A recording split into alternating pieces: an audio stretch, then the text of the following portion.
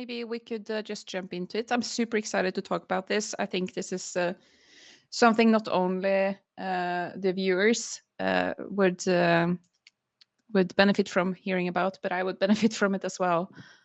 Yeah, I definitely. We resign too can. often. So, okay, we're talking about never giving up. This is within the course itself. This is in the chapter that is called Rules for Attacking. And there are 5 chapters with 10 rules each.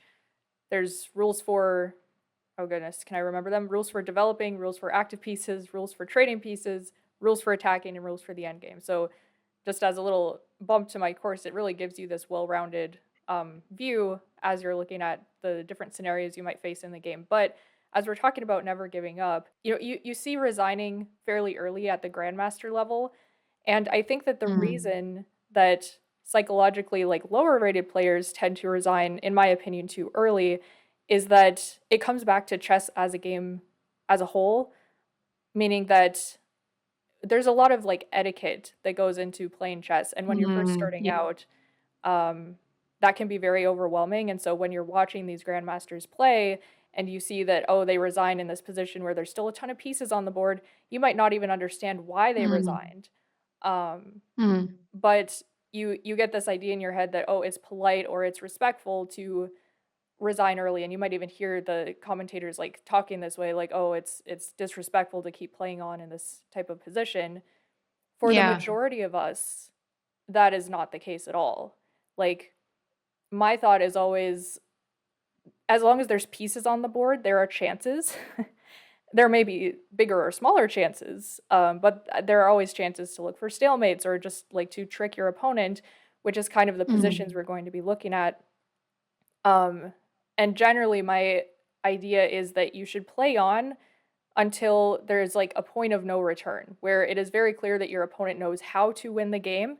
And that might be all the way up until checkmate for players at some level, because your opponent might not know how to checkmate with a queen.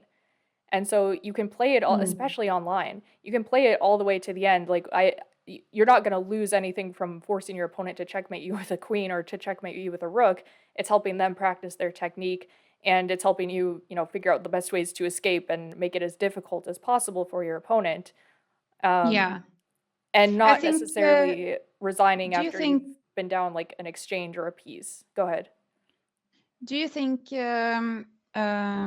there's a factor at all that sometimes it can be painful to play those types of positions, especially if you have viewers, if you're playing on stream, or if you're playing in a tournament, or even if you're just having a bad day or whatever? Maybe you don't have the fortitude to fight on in that dead loss position because it just feels painful. Because that's certainly the case for me. Uh, Yeah, do you have definitely. thoughts about that? Yeah, I think that's a huge part of it too. And I think another thing is like it may feel like you're sort of wasting time because you understand that the position is lost. And I think the way to rectify that is a mindset, oh my goodness, a mindset shift. But I think the mindset shift that we need to more so go towards, like I said, is not necessarily I'm going to try and win this game, but I'm going to make it as difficult as possible for my opponent and Mm. be like a tricky little player Yeah. um, to win the game.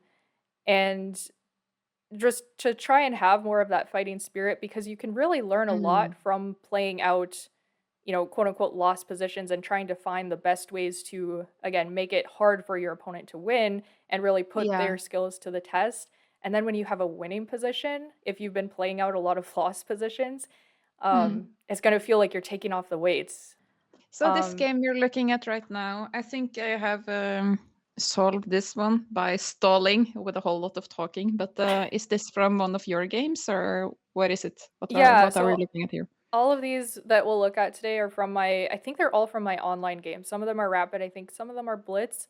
But yeah, basically just to illustrate this idea of like never give up in positions, for example, like this one, where if we look at the material account, okay, I have a rook for a rook, and I'm down in exchange, I have a bishop for a rook, and I'm playing actually somebody that I know in real life, I believe in this game, and he has beat me in a classical game, and but we're playing Blitz, and I was like, well, you know what? Let's make him prove it. And in this position with black to move, Solveig, you said you solved it. What is our move here? Well, I think we can solve this by doing the check capture threat method. Rook c1, rook e1, rook takes e7. Yes, very good. So we give the check. This is the only check that works in the position. Oh goodness, it's gonna be so delayed. My mouse is just lagging all over the place. This is the other check, but of course that just loses the rook. Yeah. So the king is forced to move off of that back rank, and then because our dark squared bishop is covering this square, we're able to give this check and spot the And rook here on the other you side. get the skewer. Yes, exactly. So the king moves, and I won the rook and was able to be now up a piece rather than down in exchange. I forget if this was a rapid or a blitz game, but it is white to move. And again, with puzzles, which these are, like obviously in a game, your opponent's not aware that they are in a puzzle currently, but the way we will be looking at it is as a puzzle. What I want to say is, like, when you are doing these evaluations, it's very nice to look at the material count first, Yes. and then see if there are any checks, captures, or threats available. But you should also see if you can see any active pins on the board. Yes, There definitely. are any pin pieces. That helps a lot. Looking at all the parts of the position. So just to go through, we have a rook for a rook, we have a queen for a queen, we have a knight for, well, this knight has just captured, I think, a bishop on this square, so we're currently down a piece. But say a knight for a knight, we're down a bishop.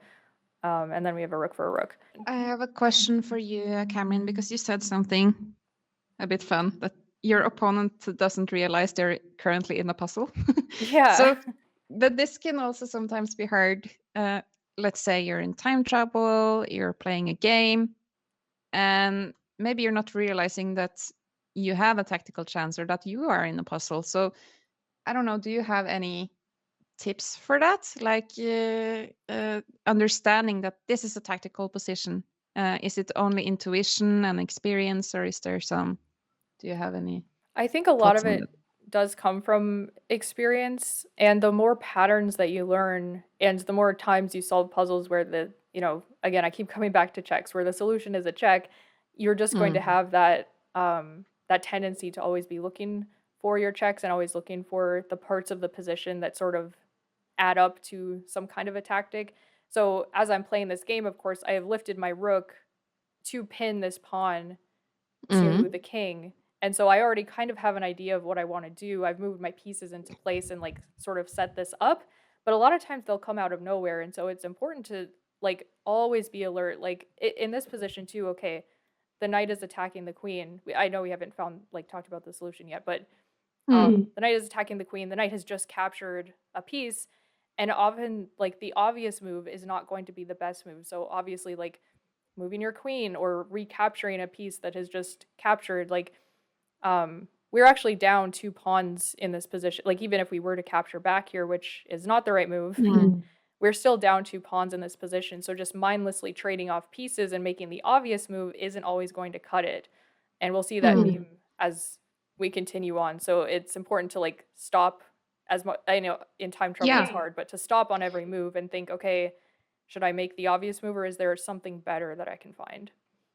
I think a lot of beginners and also intermediate players, they have this disease where they feel like they have to recapture.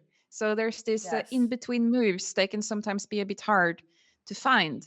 So I like to do a thing out of it. Like if my opponent captures something in my camp, I like to look, is there something else I can do? I don't have to recapture. And in this position, we do in fact have mate in 1 on the board. And my chat has solved it. Chris Live is writing knight f6 check feels smart. Pawn can't take since rook on g3. Actually, wait, that's just mate. So very nice. Nice solve. So yeah, giving the knight check because the pawn is pinned. So if the pawn moves, of course, the king would be captured. And the knight very nicely also covers the king's 1 escape square. So the king is boxed in by its own strong pieces here, and they're not being very helpful when we have this knight and the pin all kind of working together. But here we have a position where we're down a queen.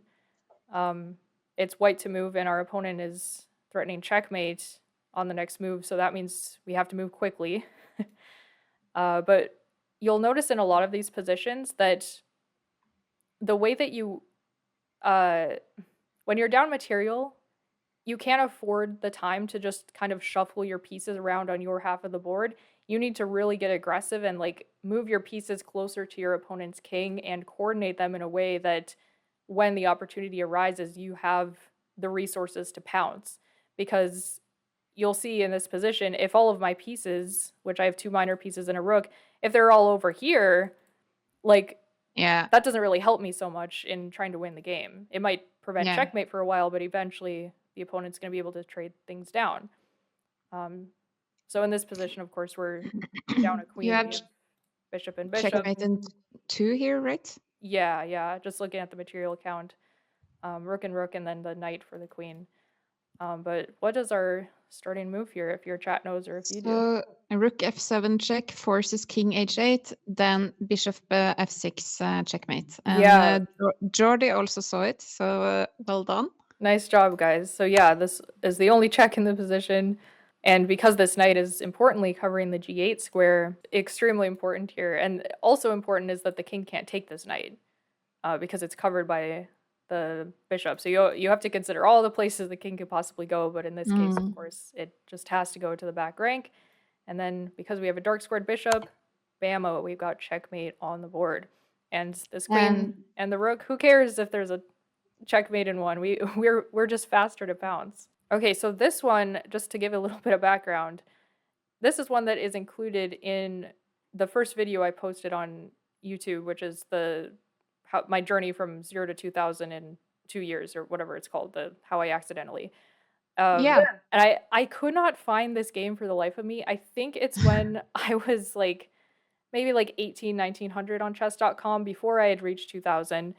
And I just remember this one so vividly because I was playing, I think I was on a losing streak. I was playing a player who was like significantly higher rated than me, and this is a rapid game.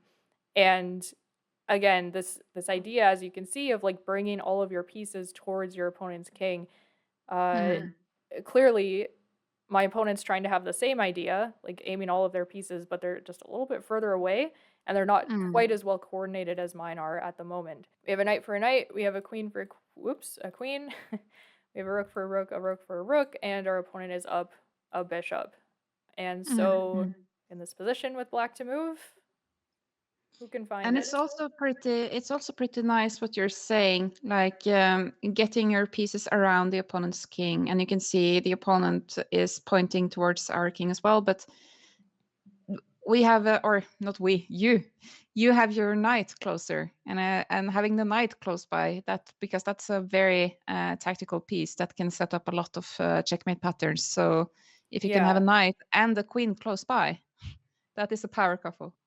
Exactly. So I solved it, but I also think I saw it before in your video, and I think the chat has solved it as well. So I Rook assume takes h2 check, king takes h2, and queen h4 checkmate. Yeah, beautiful. So you give up even more material, but it's a check, and it's forcing the king out into the open. And again, the knight does a great job of covering escape squares here. You bring your queen over, and importantly, you don't capture this pawn. This might be a tendency, is you get to win material, but it's not. A pawn isn't really material when you're down a piece, and you're also about to be just blown off the board. You have to stop just going after pawns when you're totally losing. But of course, this square is covered. You bring your queen up to cover both of these squares and the entire file here, and it's mate. These tactics were very cute, Kamryn. Yeah, I hope they gave some inspiration to, if you see these kind of swindles, I feel like it's better and more helpful to like understand how they come about by getting your pieces closer to your opponent's king and like not just sitting back and waiting for your inevitable demise.